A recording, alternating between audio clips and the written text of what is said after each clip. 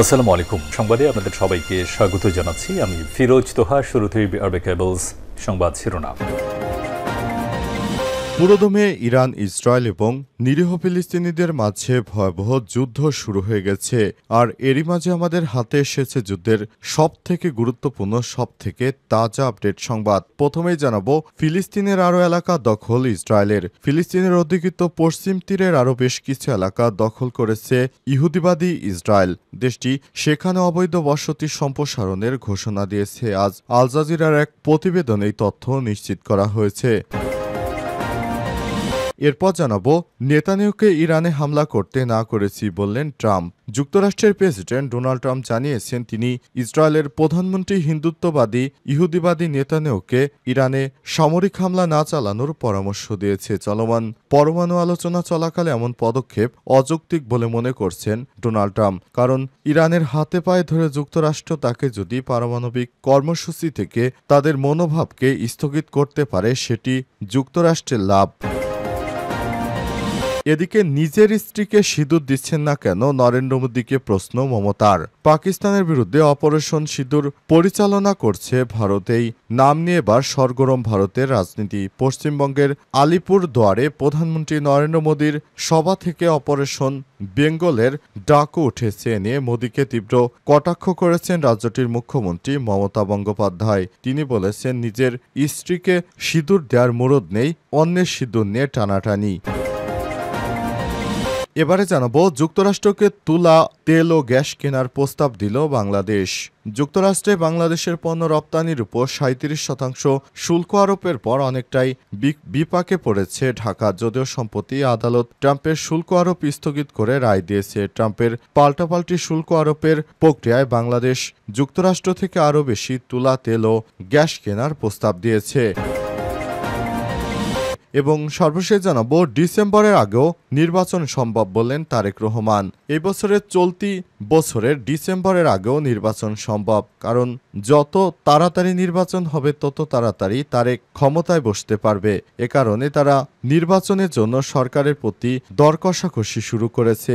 তারেক বলেছেন, এবছরের ডিসেম্বরের আগেই নির্বাচন দেওয়া সম্ভব, শুধু অন্তর্বর্তীকালীন সরকার নির্বাচন নিয়ে সময়ক্ষেপণ করছে। প্রিয় দর্শক, এতক্ষণ শুনছিলেন সংবাদ শিরোনাম, এবারে বিস্তারিত।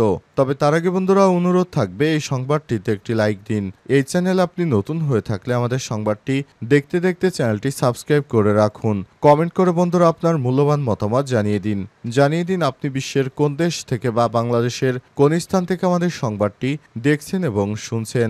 আর বন্ধুরা, গাজা যুদ্ধে আপনি যদি নিরীহ ফিলিস্তিনিদের ভালোবেসে থাকেন, কমেন্টে ইয়েস লিখে বিশ্ববাসীকে জানিয়ে দিন। সংবাদটি আপনার সোশ্যাল মিডিয়া ফেসবুকে শেয়ার করে বন্ধুদের দেখার সুযোগ করে দিন। এবারে বিস্তারিত।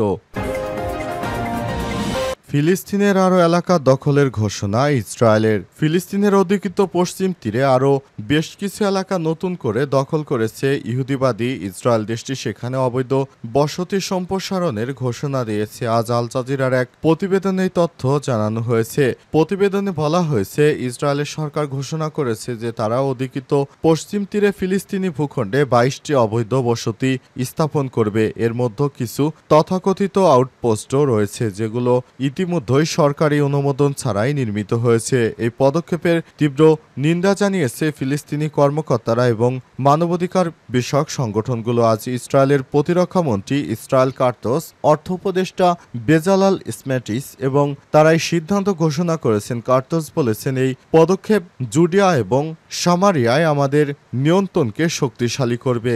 ইসরায়েল ইতিমধ্যেই পশ্চিম তীর জুড়ে 100টিরও বেশি অবৈধ বসতি নির্মাণ করেছে, যেখানে প্রায় 5 লক্ষ বসতি স্থাপনকারী বসবাস করছে। এই বসতিগুলো ছোট আউটপোস্ট থেকে শুরু করে আধুনিক অবকাঠামো সহ বড় বড় সম্প্রদায় পর্যন্ত বিস্তৃত। পশ্চিম তীরে 30 লাখের বেশি ফিলিস্তিনি বসবাস করে, যারা ইসরায়েলি সামরিক আগ্রাসনের অধীনে জীবনযাপন করছে। ফিলিস্তিনি কর্তৃপক্ষ সীমিত এলাকায় শাসন পরিচালনা করে, আর অধিকাংশ এলাকায় দখলদার ইসরায়েলিরাই এখনও শাসনভার পরিচালনা করছে।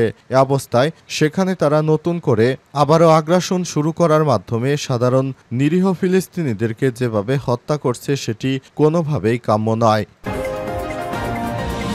নেতানিয়াহুকে ইরানে হামলা করতে নিষেধ করেছি বললেন যুক্তরাষ্ট্রের প্রেসিডেন্ট ডোনাল্ড ট্রাম্প। যুক্তরাষ্ট্রের বর্তমান প্রেসিডেন্ট ডোনাল্ড ট্রাম্প জানিয়েছেন, আমরা নেতানিয়াহুকে ইরানে হামলা করতে নিষেধ করেছি, কারণ ইরানের সঙ্গে বর্তমান যুক্তরাষ্ট্রের একটি পারমাণবিক চুক্তি নিয়ে 5 ধাপে আলাপ আলোচনা হয়েছে। তাই তারা চাচ্ছে নতুন করে আলাপ আলোচনার মাধ্যমে এই সমস্যা সমাধান করতে। যুক্তরাষ্ট্রের পক্ষ থেকে বারবার ইরানকে চাপ দেওয়া হচ্ছে যাতে করে তারা কোনো পারমাণবিক কর্মসূচিতে এগিয়ে যেতে না পারে, কিন্তু ইরানের পক্ষ থেকে বলা হয়েছে তারা অর্থাৎ যেগুলো দিয়ে সাধারণ মানুষের দৈনন্দিন কাজে লাগে সেই সব পারমাণবিক কর্মসূচি থেকে তারা পিছপা হবে না। উদাহরণস্বরূপ বলতে গেলে যেমন বাংলাদেশের উপর পারমাণবিক বিদ্যুৎ কেন্দ্র যেভাবে প্রতিষ্ঠিত করা হয়েছে, এভাবে সাধারণ জনগণের ব্যবহারযোগ্য যে পারমাণবিক কর্মসূচি আছে সেগুলো থেকে ইরান পিছপা হবে না, কিন্তু যুক্তরাষ্ট্র চাইছে সব ধরনের পারমাণবিক কর্মসূচি থেকে ইরান সবকিছু বন্ধ করে দেখ। এ অবস্থায় ইরানের পক্ষ থেকে বারবার জানানো হয়েছে তাদের উপর যতই প্রেশারাইজড করা হোক না কেন তারা তাদের কার্যক্রম থেকে এক পাও পিছপা হবে না, অর্থাৎ ইরান তাদের পারমাণবিক কর্মসূচি থেকে এক পাও পিছপা হবে না।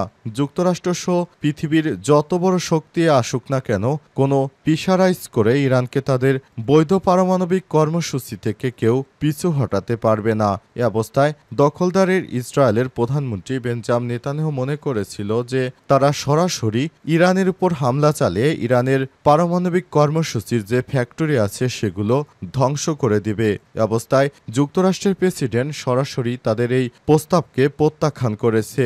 নেতানিয়াহু এবার চুপসে গিয়েছে তার ক্ষমতা। নিজের স্ত্রীকে সিঁদুর দিচ্ছেন না কেন, নরেন্দ্র মোদীকে প্রশ্ন মমতার। পাকিস্তানের বিরুদ্ধে অপারেশন সিঁদুর পরিচালনা করেছে ভারত। এই নাম নিয়ে এবার সরগরম ভারতের রাজনীতি। পশ্চিমবঙ্গের আলিপুর দুয়ারে প্রধানমন্ত্রী মোদীর সভা থেকে অপারেশন বেঙ্গলের ডাকও উঠেছে। নিয়ে মোদীকে তীব্র কটাক্ষ করলেন রাজ্যটির মুখ্যমন্ত্রী মমতা বন্দ্যোপাধ্যায়। জানালেন, প্রত্যেক মহিলার সম্মান আছে, স্বামীর থেকে সিঁদুর গ্রহণ করেন তারা। মোদী নিজের স্ত্রীকে কেন সিঁদুর দিচ্ছেন না প্রশ্ন তোলেন মমতা। তিনি বলেন, আপনি যদি এত ভালোই শাসক হন, অন্যের সিঁদুর নিয়ে যদি আপনার এত মাথা ব্যথা থাকে, তাহলে নিজের স্ত্রীকে কেন সিঁদুর পরাচ্ছেন না? কারণ আপনি যদি নিজেই কোনো ভালো মানুষ হতেন তাহলে অপরের সিঁদুর নয় বরং নিজের স্ত্রীর সিঁদুর নিয়েই তিনি বেশি ব্যস্ত থাকতেন। কিন্তু নরেন্দ্র মোদী সেই সিঁদুর উপেক্ষা করে তিনি সরাসরি তার নিজেদের সিঁদুরকে বাদ দিয়ে অপরের সিঁদুর নিয়ে এত ব্যতিব্যস্ত হয়ে পড়তেন না। এ সময় নরেন্দ্র মোদীর সমালোচনা করে তিনি আরো বলেছেন, আমাদের রাষ্ট্র যুদ্ধ পরিচালনা করতে সক্ষম নয়, কারণ দেশের অর্থনৈতিক অবস্থা যে ভঙ্গুর পরিস্থিতিতে রয়েছে। অবস্থায় নরেন্দ্র মোদী পাকিস্তানের সঙ্গে যে যুদ্ধ খেলা শুরু করেছে সেটি কোনোভাবেই কাম্য নয়। নরেন্দ্র মোদী সরকার পুরো ভারতবর্ষকে হিন্দু মুসলিম দুটি গোত্রে ভাগ করে দিয়ে তাদেরকে মুখোমুখি দাঁড় করে দিয়েছে। অবস্থায় নরেন্দ্র মোদী সরকার ভারত এবং পাকিস্তানের সঙ্গে যে যুদ্ধ খেলা শুরু করেছে সেটি অবিলম্বে বন্ধ করতে হবে। তা না হলে বর্তমানে যে পরিস্থিতি সৃষ্টি হয়েছে তার জন্য আমরা নিজেদের ঘাড়ে নিজেরাই বিপদ ডেকে আনতে পারি না। এ সময় তিনি আরো বলেছেন, অপরের বিষয় না ভেবে বরং নিজের দেশের বিষয় ভাবুন। অন্যের স্ত্রীর সিঁদুর নিয়ে না ভেবে নিজের স্ত্রীকে সিঁদুর দিন, সে বিষয়টি ভাবুন। এমনটাই জানিয়েছেন পশ্চিমবঙ্গের মুখ্যমন্ত্রী মমতা বন্দ্যোপাধ্যায়। তিনি নরেন্দ্র মোদীকে এবার কঠিন ধুলাই দিয়েছেন। ডিসেম্বরের আগেও নির্বাচন সম্ভব বললেন তারেক। চলতি বছর ডিসেম্বরের মধ্যে জাতীয় নির্বাচন সুনির্দিষ্ট দিনক্ষণ ঘোষণা করতে অন্তর্বর্তীকালীন সরকারের প্রতি আহ্বান জানিয়েছে বিএনপির ভারপ্রাপ্ত চেয়ারম্যান তারেক। তিনি বলেছেন, আমরা মনে করি প্রস্তাবিত সংস্কার শেষ করে যদি তাদের সরকার ইন্টেনশন ভালো থাকে, গণতন্ত্রের পক্ষে থাকে, তাহলে ডিসেম্বরের মধ্যেই নির্বাচন দেওয়া সম্ভব। তবে বিভিন্ন বিষয় বিবেচনা করে আমি এটাও মনে করি যে ডিসেম্বরের আগেও নির্বাচন অনুষ্ঠান সম্ভব। আজ রাজধানীর রমনা ইঞ্জিনিয়ার্স ইনস্টিটিউশন মিলনায়তনে বিএনপি আয়োজিত এক আলোচনা সভায় ভার্চুয়ালি যুক্ত হয়ে প্রধান আলোচকের বক্তব্যে তিনি এসব কথা বলেছেন। বিএনপির প্রতিষ্ঠাতা শহীদুদ্দিন রাষ্ট্রপতি জিয়াউর রহমানের ৪০তম প্রতিষ্ঠাবার্ষিকী উপলক্ষে আলোচনা সভা অনুষ্ঠিত হয়।